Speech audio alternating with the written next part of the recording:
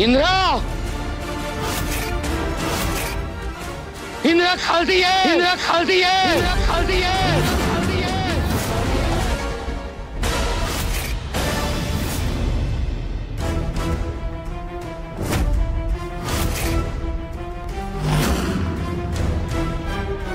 काय झालं आबा? अजित, त्याला हे फुटेज दाखव. हो.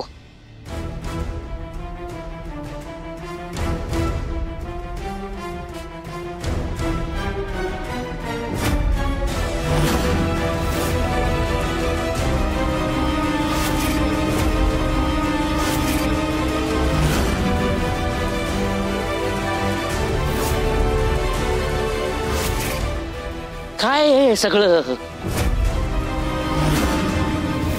दादू, अरे खरंच तू राणी बरोबर खूप चुकीचं करतोयस. आत्ता माझ्या लक्षात आलं, राणीला सतत सर्दी का होतीये, तिला शिंका का येतायत. इंद्र भाऊजी, तुमच्यासारख्या माणसानं असं वागावं बायको बरोबर? सगळ्यांसमोर तो प्रेमाने राहता आणि मागही असे वागताय. मला उत्तर हवंय इंद्रा.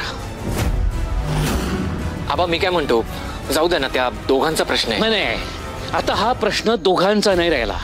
ह्याने बिचारा राणीला रात्रभर गॅलरीत झोपायला लावलं. हे चूक नाही, हा गुन्हा आहे, हे पाप आहे.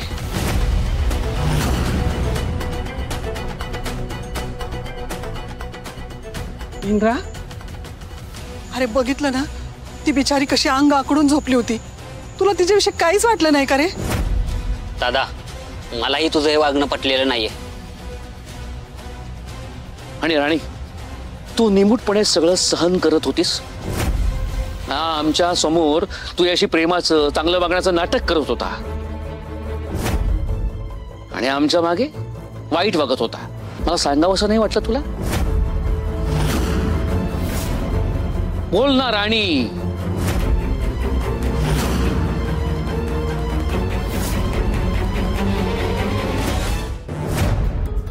तू त्याच्याकडे काय बघतेस?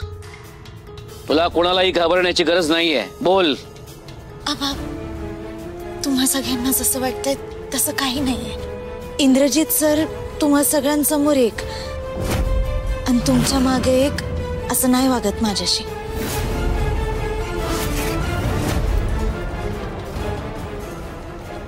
का खोटं बोलतेस तू अजून? या व्हिडिओ मध्ये दिसलं ते सगळं खोटं आहे का? दिसतंय ना लख्ख सगळं, तरी तू याची बाजू घेतेस. मी खरं सांगते, मी तुम्हाला गॅलरीत झोपलेले दिसले, पण गॅलरीत झोपायला मला इंद्रजित सरांनी नव्हतं सांगितलं.